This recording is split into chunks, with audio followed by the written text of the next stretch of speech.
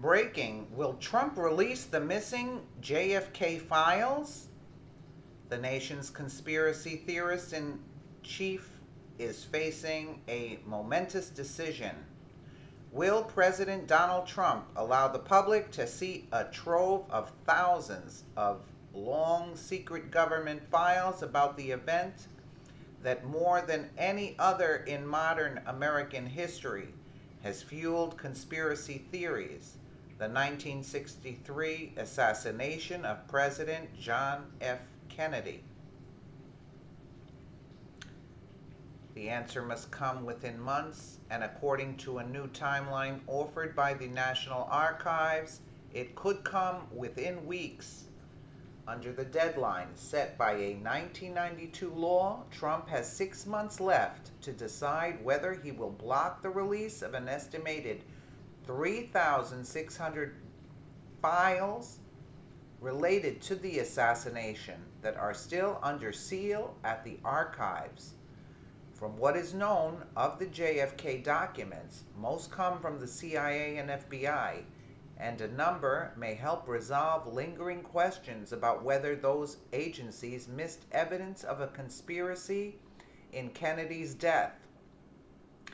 As with every earlier release of JFK's assassination documents in the 53 years since shots rang out in Dealey Plaza in Dallas, it is virtually certain that some of the files will be seized on to support popular conspiracy theories about Kennedy's murder. Other documents are likely to undermine them. For the first time, the Trump White House is acknowledging that it is focused on the issue, even if it offers no hint about what the president will do.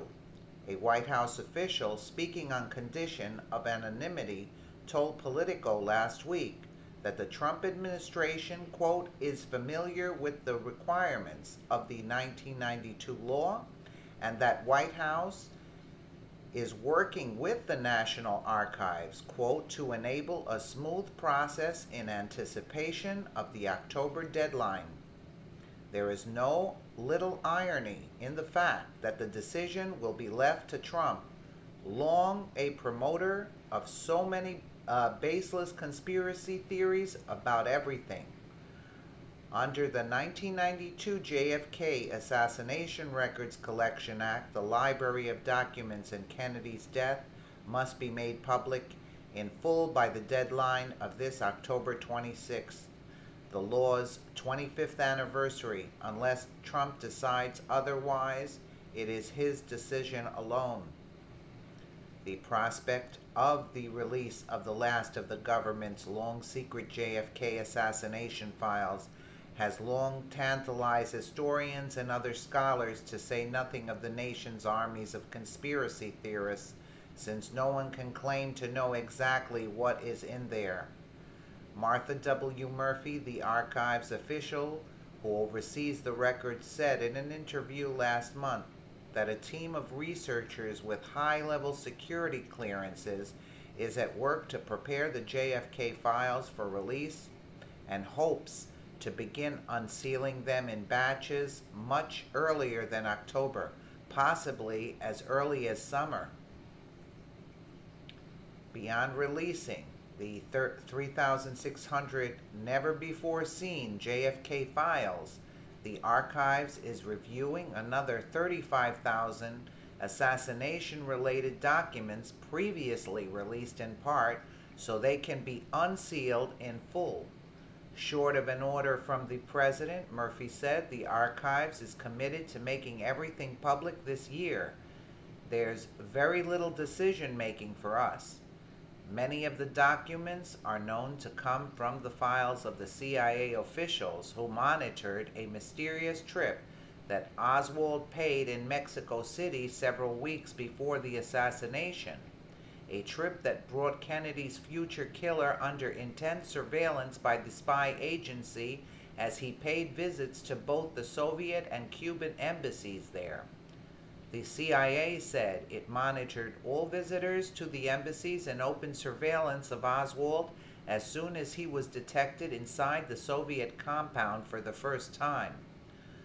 Other documents are known to identify by name American and foreign spies and law enforcement sources who had previously been granted anonymity for information about Oswald and the assassination. At least 400 pages of the files involve E. Howard Hunt, the former CIA operative turned Watergate conspirator who claimed on his deathbed that he had advanced knowledge of Kennedy's murder. The documents were gathered together by a temporary federal agency, the Assassination Records Review Board, that was established under the 1992 law. In an interview last month, its former chairman, Judge John R. Tunheim of the Federal District Court in Minnesota, said he would, quote, wouldn't be surprised if there's something important in the documents, especially given how much of the history of the Kennedy assassination has had to be rewritten in recent decades.